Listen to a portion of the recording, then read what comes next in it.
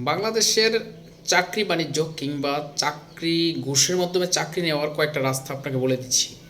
আপনার চারপাশে এই লোকগুলো ঘোরাঘুরি করতেছে, এরাই আপনাদেরকে ধোকা দিবে, এরাই আপনাদেরকে নিয়ে খেলা খেলবে। ওইসব লোকদেরকে থেকে সাবধান। এরা কারা, এদেরকে চেনার জন্য কতগুলো মাধ্যম আপনাকে বলে দিচ্ছি, উপায়গুলো বলে দিচ্ছি। আপনারা এগুলো যাচাই বাছাই করবেন। এই লোকগুলো যদি এই কথাগুলো বলে, তাহলে তাদের কাছ থেকে সরে যাবেন। তাদের কাছ থেকে কখনো ঘুষ দিয়ে চাকরি নেওয়ার জন্য যাবেন না।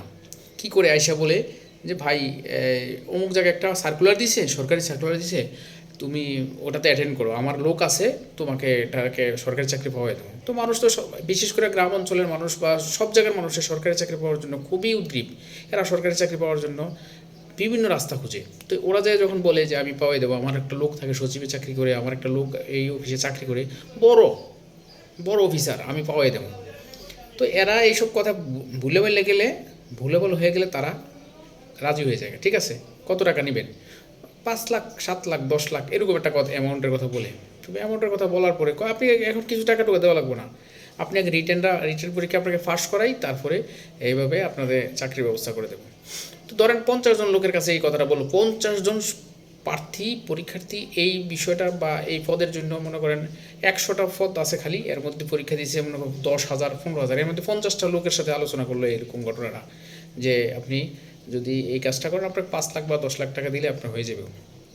ধরেন 5 লাখ টাকা করে যদি 5 জন লোকের কাছে যায়, তাহলে কত টাকা? 25 লক্ষ টাকা তার একটা ইনভেস্টমেন্ট হয়ে গেল তার।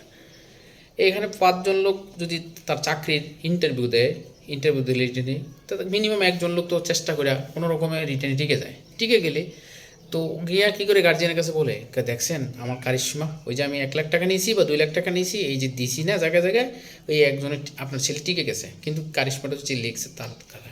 আমি অনেক জায়গায় আমি নিজে ভুক্তভোগী ছিলাম, এই জন্য আমি বলতেছি, আপনার সাথে শেয়ার করলাম আমার বাস্তব জীবনের অভিজ্ঞতাটা আর কি। তো এখানে সে কিন্তু এইভাবে তো রিটার্নে টিকে যায়। রিটার্নে টিকে গেলে কী করে, ভাইভাতে যান, ভাইভাতে গেলে ওই 5 লাখ টাকা নিয়ে নিছে আগে, এভাবে 5 জন তো 25 লক্ষ টাকা নিয়ে নিছে। ওই 4 জন তো বাদ ফিরে গেলো। তো ওই 4 জনের কাছে আবার গল্প শোনায়, ওই রমিজউদ্দিনের ছেলে তো আপনি রিটার্নে টিকাইছি, আপনারটা আপনার ভাগ্য ভালো না। এইভাবে কথা বলে 5 জনের কাছে 25 লক্ষ টাকা নিয়ে রাখছে। এই টাকা কন্ডিশন থাকে যে দিয়ে দেবো, ঠিকই দেয়। কেমন দেয় আমি বলি, টাকাটা ফেরত দেয় কেমনভাবে?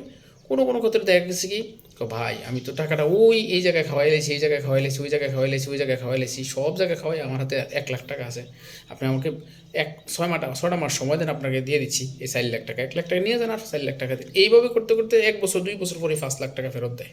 আর ওই 5 লাখ টাকা ব্যবসা করে আপনি 1 বছরে ইচ্ছা করলে 25 লক্ষ টাকা দিয়ে ব্যবসা করলে, আপনার যদি ইচ্ছা থাকে আপনি 25 লক্ষ টাকা দিয়ে ব্যবসা করলে আপনি 1 বছরে 50 লক্ষ টাকা আপনার লাভবান। আমি পারবো, আপনারা পারবেন কিনা না, আমার কাছে আছে ক্ষমতা, আমি পারি।